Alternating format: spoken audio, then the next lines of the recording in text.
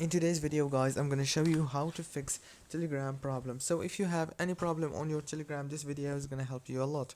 So first thing you wanna do is just go into the settings on your phone.